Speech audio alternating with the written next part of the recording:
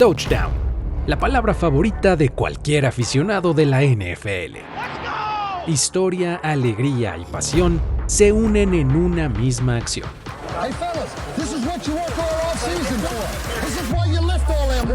Recordemos 10 touchdowns icónicos anotados en el Super Bowl y las historias que los acompañan. Bienvenidos a Touchdown con Carlos Grospe.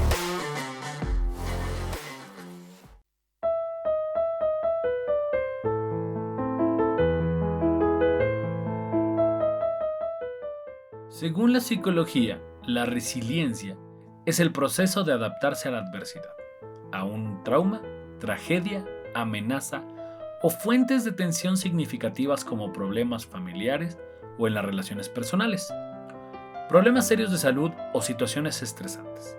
Literalmente, significa rebotar de una experiencia difícil, como si de una bola con resorte se tratara. Para conocer una de las historias de resiliencia más apasionantes en la historia del arte, tenemos que situarnos exactamente 240 años atrás, en un año en el que 4 virtuosos coinciden en el mismo plano. Entre ellos, están a punto de cambiar la forma en que la humanidad disfruta la música. Este clan tiene un chico en especial que destaca por encima del resto. Desde su juventud lo llaman prodigio y quienes lo han visto saben que sus cualidades son algo que parece fuera de este mundo.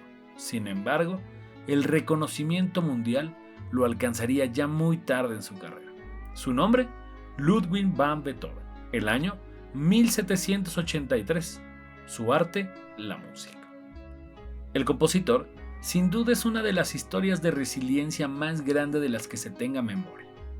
Víctima de una sordera progresiva desde los 26 años, Beethoven perdió la audición a los 40, momento en el que tuvo que idear un sistema en el cual, apelando a su brillante memoria, conectó a un piano una varilla de metal, misma que mordía para sostenerla entre sus dientes. Así, mientras tocaba música, podía sentir las vibraciones en su mandíbula y percibir los sonidos. Si uno habla de Beethoven, no puede dejar fuera a sus 3 excelsos contemporáneos: Wolfgang Amadeus Mozart, Franz Schubert y Gioachino Rossini. Es interesante cómo justo 200 años más tarde, en el plano deportivo, la NFL disfrutaría de esa generación que llevaría al fútbol americano al siguiente nivel para el disfrute de sus aficionados. Es 1983, donde la liga encontraría en su proceso anual de selección de talento colegial a 4 jóvenes que, durante los siguientes 16 años, representarían a la conferencia americana en 11 Super Bowls.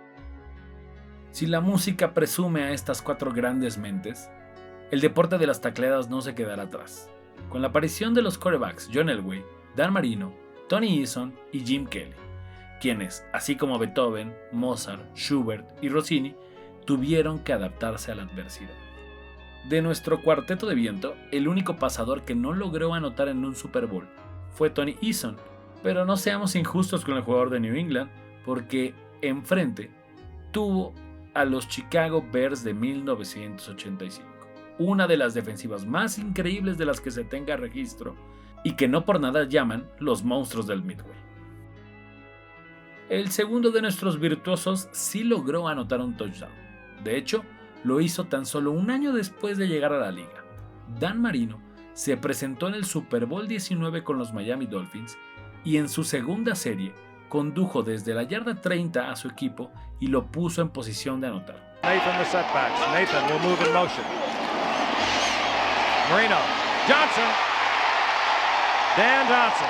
Touchdown Miami. En primer y gol, Dan the Man no tardó en buscar a su tocayo Dan Johnson, quien estiró los brazos para recibir el pase de 2 yardas que en ese momento los ponía arriba en el marcador ante los San Francisco 49ers de Joe Montana. A Marino tampoco le sonrió la fortuna, porque después de aquella tarde nunca más volvió a llegar al Super Bowl. A Dan no le tocó ganar un trofeo Vince Lombardi, pero rebotó de esa experiencia difícil y hoy en día es reconocido como uno de los más grandes en jugar la posición a pesar de no tener un anillo de campeón. Así llegamos a nuestro tercer prócer, uno que tuvo un poco más de experiencia en cuanto a visitas a la zona de anotación se refiere, 2 para ser exactas. Resulta curioso que a pesar de llevar 4 veces a los Buffalo Bills al Super Bowl, Jim Kelly solo anotó 2 veces y fue en la misma edición, el Super Bowl 26 ante los Washington Redskins. Esas 2 anotaciones vinieron tras sufrir 4 intercepciones. Kelly llevó a su equipo cerca de la zona de anotación en 2 series consecutivas. Ambas las coronó con un pase de touchdown. La primera para su ala cerrada Pete Metzelaars y el otro para un hombre que también escribiría su nombre en los libros de historia de un Super Bowl años más tarde, Don Beebe. El último de los 4 grandiosos sufrió casi tanto como sus compañeros de generación. Su primera visita al Super Bowl no pudo ser más traumática. John Elway se presentó en el Superdomingo para ser vapuleado junto a sus Denver Broncos 39-20 ante los Giants. Un año más tarde, corrió la misma, o peor suerte, al caer 42-10 ante los Washington Redskins. Todavía, 2 años más tarde de esa masacre, Elway recibiría la peor paliza en la historia del Super Bowl al caer 55-10 ante Joe Montana y sus San Francisco 49ers. Aunque Elway ya había conseguido anotar 4 veces en el juego por el Vince Lombardi, su reputación estaba manchada, quedando marcada como el hombre que recibía palizas por parte de los rivales en la instancia decisiva. Si la resiliencia nos pide adaptarnos a la adversidad, también vale la pena preguntarnos cuánto castigo físico y emocional es capaz de recibir un hombre antes de darse por vencido. Así parecía que terminaban 10 años de humillantes derrotas para la generación del 83 y sus quarterbacks que se convirtieron en sinónimo de estrellas incapaces de ganar un Super Bowl. Es aquí donde nuestro relato regresa a Beethoven, quien logró terminar su icónica 9ª sinfonía a 4 años de su muerte. La ópera prima de John Elway estaba por venir en el otoño de su carrera como quarterback.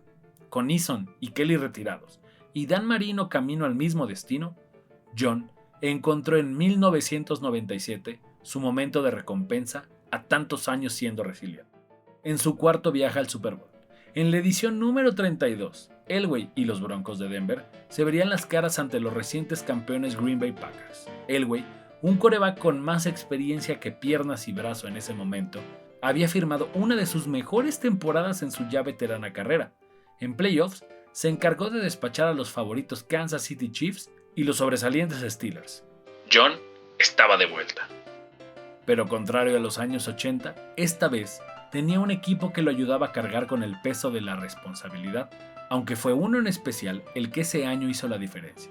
El corredor Terrell Davis, MVP de ese Super Bowl 32, que gracias a sus 3 touchdowns permitió que Elway por fin consiguiera ese ansiado momento de levantar el trofeo Vince Lombardi. This one's for John.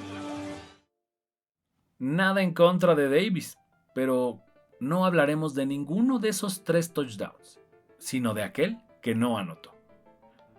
Davis, quien luchaba contra el dolor de cabeza, veía borroso y se sentía incapaz de tomar el balón, se acercó a su entrenador, quien ni tardo ni perezoso le dijo: necesito que entres ahí y hagas como que lo haces. Si no estás tú, ellos jamás van a caer en el engaño. Esta fue la solicitud de Mike Shanahan. Davis aceptó y entró al campo visiblemente incómodo para notar cómo John Elway centraba el balón y corría en su dirección. Davis puso todo su esfuerzo en hacer caer al rival en la trampa y lo logró.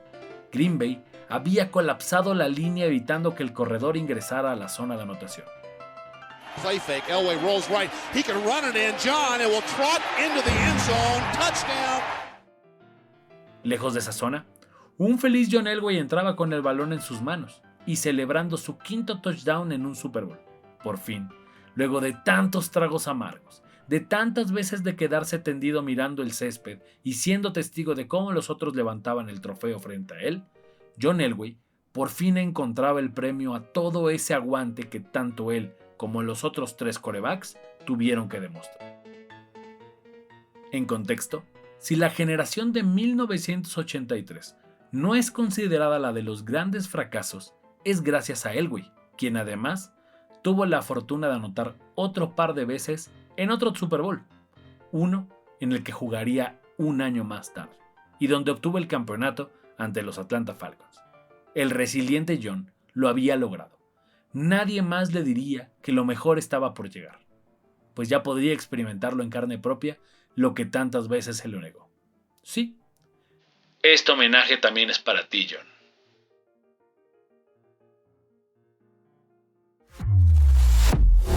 Esto fue Touchdown. Touchdown. Conducción, guión y concepto, Carlos Gorospe.